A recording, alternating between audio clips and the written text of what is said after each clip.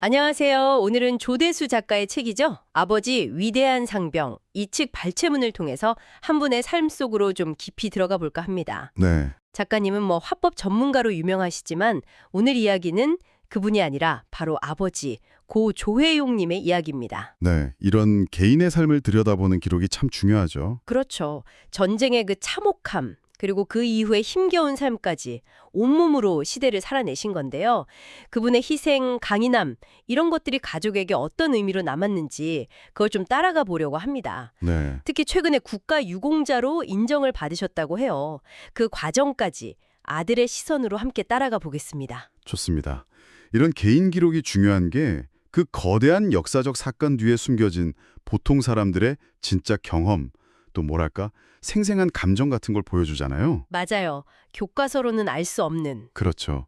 전쟁 같은 극한 상황, 또 전후의 어려운 현실 속에서 한 사람이 어떻게 살아남고 또 가족을 책임지려 했는지, 그게 다음 세대에 어떻게 이어지는지 보는 게 참 의미가 깊습니다. 단순한 회고록 이상인 거죠. 네, 그럼 주인공 조혜용님 이야기부터 시작해 볼까요? 강원도 정선 아주 깊은 산골에서 태어나셨대요. 5형제 중 막내셨는데 아, 안타깝게도 3살 때 부모님을 다 여의셨다고 합니다. 그래서 형수님 손에 컸다고 하고요. 아이고, 어린 나이에. 네, 당연히 그 시대에 배움의 기회라는 건 거의 없었겠죠. 학교 문턱은 가보지도 못하고 한글도 잘 모르셨대요. 그냥 어릴 때부터 바로 농사일. 네, 생계가 먼저였으니까요. 작가님 표현으로는 자기 몸보다 큰 지게 지고 낯들고 산으로 들로 그렇게 어린 시절을 보내셨다는 거죠. 평범하지만 고된 삶이었겠네요. 네. 그러다가 18. 정말 아직 세상 물정 모를 나이잖아요. 그렇죠. 한창 때죠. 그때 갑자기 전쟁이 터진 겁니다. 6.25 전쟁 중에서도 가장 치열했다는 그 시기. 1952년에서 53년 사이. 아, 휴전 협상 결렬되고 막 정말 격전이 벌어지던 때네요. 네. 바로 그 철원 고지전에 본인 의사와는 상관없이 강제 징집되신 거예요. 작가님 표현이 끌려가듯 떠났다. 이게 참 와닿더라고요. 정말 아무런 준비 없이 갑자기 전장 한복판에 내던져진 심정이었겠죠. 그 철원 고지전이라는 게 어휴, 얼마나 치열했나요, 그 당시에? 이게 그냥 전투가 아니고요. 한국 전쟁 전체에서 사상자가 가장 많이 나온 곳 중 하나예요.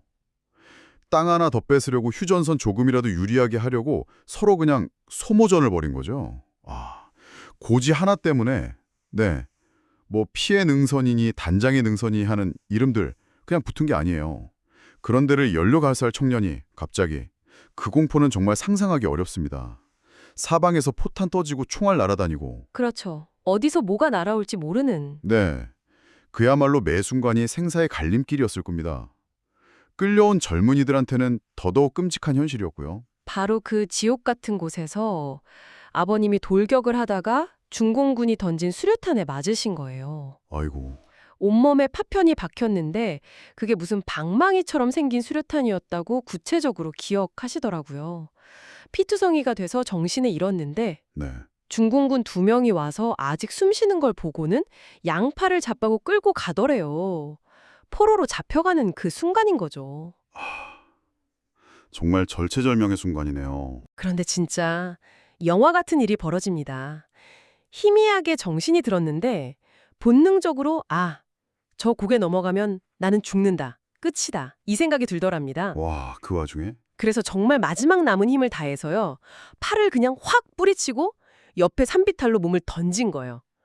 굴러 떨어진 거죠. 세상에. 막 바위에 부딪히고 가시덤불에 긁히고 온몸이 더 엉망진창이 됐는데 그래도 그 절벽 같은 데를 굴러서 중공군한테서 벗어난 겁니다. 이야, 정말 대단한데요.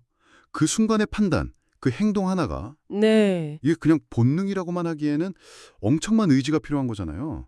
죽음의 공포 속에서 오히려 살려는 의지가 폭발한 건가? 그렇죠. 작가님도 그렇게 쓰셨어요.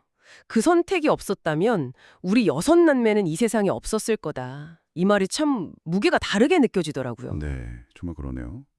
한 사람의 생존이 그냥 그 사람만 사는 게 아니라 가족 전체 또 그 후손들의 존재까지 결정한 순간이었던 거네요. 네. 그렇게 탈출은 했는데 끝이 아니었어요. 밤새 피 흘리면서 기어서 겨우 아군 초소를 찾았고 후송이 됐는데 네. 치료를 받으면서 또 다른 공포가 찾아온 거죠. 혹시 또 전선으로 끌려달까 봐. 아, 그럴 수 있겠네요. 낳자마자 다시 가야 할 수도 있으니까. 그래서 밤마다 몰래 상처에다 굵은 소금을 뿌리고 마른 오징어 껍질 같은 걸 붙이고 심지어 얼음물까지 부어서 상처가 덧나게 만드셨다는 거예요. 일부러. 저런. 나중에 아들한테 이제 멋쩍게 털어놓으신 이야기라는데 그 어린 병사가 얼마나 절박했을까 싶어서 마음이 좀 그렇더라고요. 이런 경우가 실제로 좀 있었나요, 당시? 네, 사실 전쟁이 길어지고 소모전이 되면요.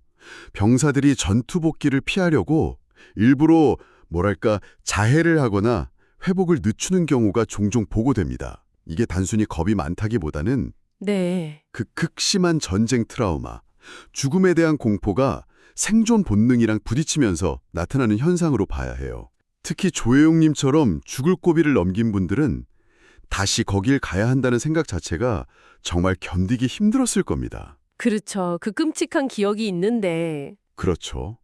소금 뿌리고 오징어 껍질 붙이는 건 어떻게든 살아남으려는 정말 처절한 몸부림이었던 거죠.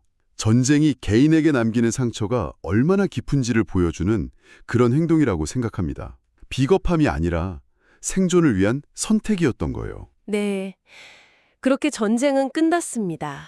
근데 그 상처를 안고 돌아온 아버지 앞에는 또 다른 전쟁터가 기다리고 있었어요.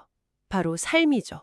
네, 현실이죠. 배운 것도 없고 가진 것도 없고 몸은 전쟁 상처투성인데 전후사회가 이분에게 친절했을 리가 없잖아요. 여섯 남매를 포함한 가족을 먹여 살려야 하는 그 무거운 책임감 앞에서 결국 고향, 정선을 떠나십니다. 아, 어디로 가셨나요? 탄광이 있는 읍내로요. 그리고 선택할 수 있는 일이 별로 없었겠죠. 가장 위험하다는 막장 광부의 길을 택하신 겁니다. 아, 탄광이라. 이것도 참 전후 한국 사회의 모습을 보여주는 것 같아요. 교육 못 받은 전쟁 귀환병들이 할 수 있는 일이 정말 제한적이었거든요. 네. 그때 석탄 산업이 경제 재건의 동력이긴 했지만 그 이면에는 정말 열악한 노동 환경, 높은 사고 위험이 있었잖아요. 맞아요. 맨날 사고 뉴스 나오고 그랬죠. 네, 말 그대로 지하 수백 미터 오숙에서 목숨 걸고 일하는 곳이었죠. 전쟁터 총성은 멎었지만 이제는 생계를 위한 위험 속으로 다시 뛰어들어야 했던 그런 상황인 겁니다. 조혜용님처럼 많은 분들이 탄광이나 건설 현장 같은 위험한 곳으로 가셨죠. 당시 사회 구조적인 문제이기도 하고요. 작가님이 아버지의 탄광 시절을 이렇게 표현하셨어요.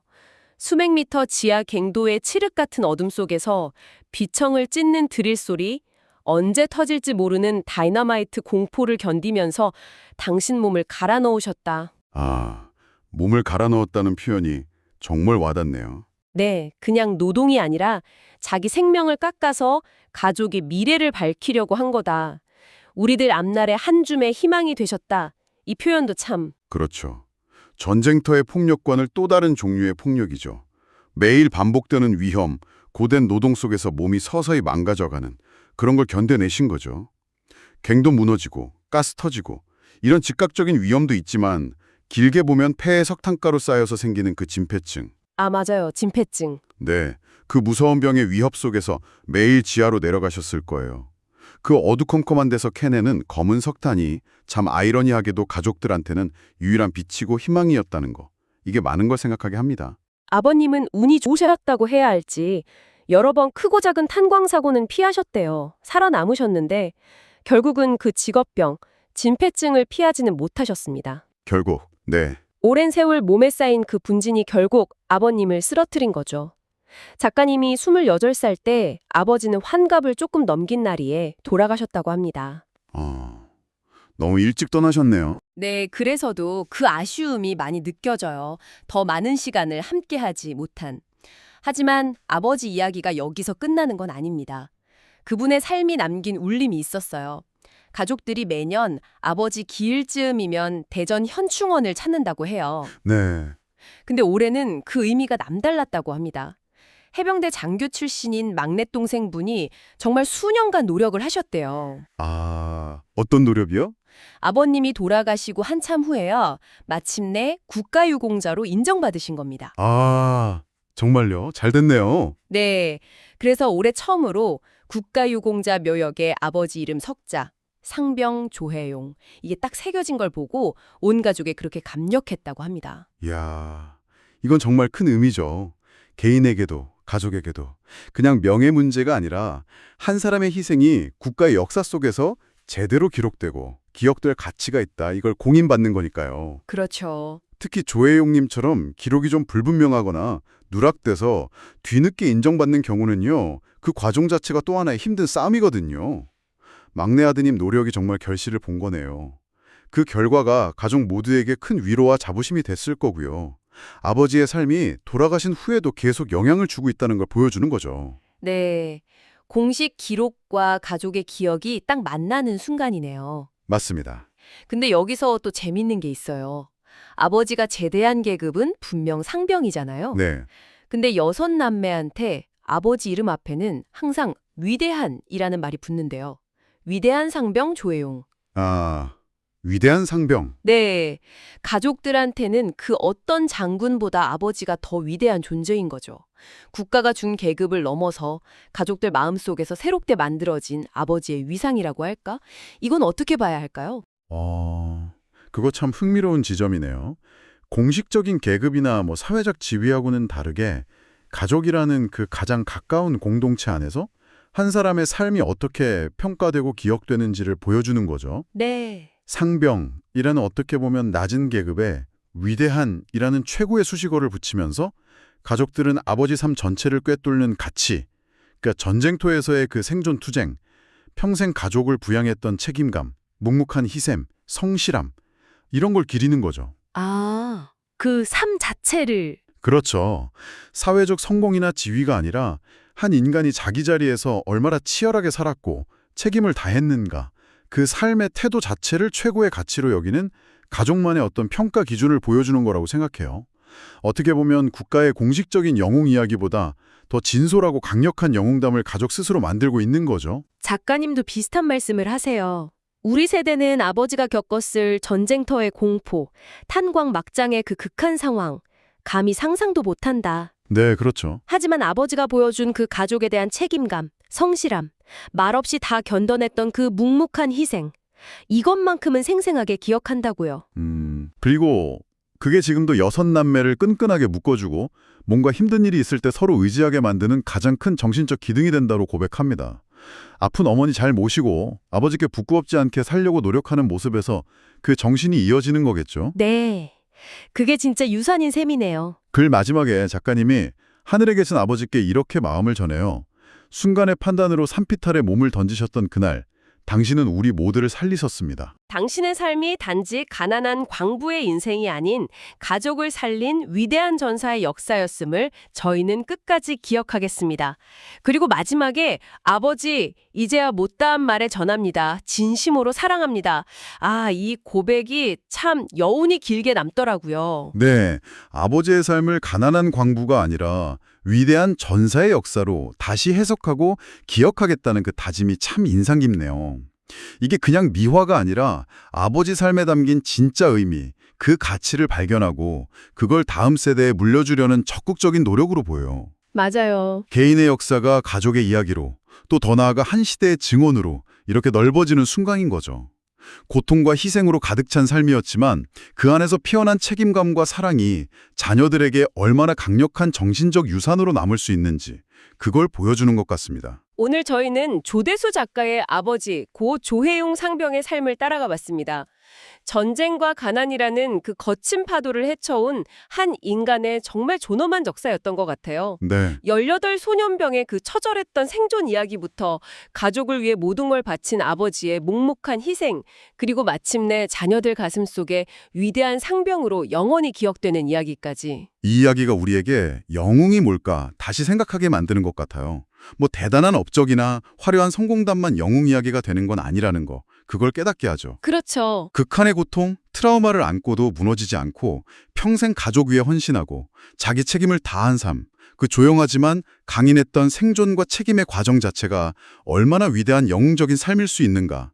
조혜용님의 이야기가 그걸 증명하고 있는 것 같습니다. 네, 어둠 속에서 빛을 캐내려 했던 삶. 네. 그 자체를 우리 시대에 숨겨진 영웅담이라고 할 수 있겠죠. 우리 삶 속에도 혹시 이 이야기 속 아버지처럼 겉으로는 잘 안 보이지만 묵묵한 희생과 그 강인한 책임감으로 우리의 오늘을 만들어준 그런 숨겨진 영웅이 있지 않을까요? 있을 수 있죠. 어쩌면 너무 가까이 있어서 아니면 너무 당연하게 생각해서 그 가치를 제대로 몰랐던 우리 각자의 위대한 보통 사람은 누굴까? 오늘 한 번쯤 떠올려 보는 것도 좋지 않을까 싶습니다. 네, 좋은 생각입니다. 그 기억 속에서 우리는 또 다른 소중한 의미를 발견하게 될지도 모르니까요.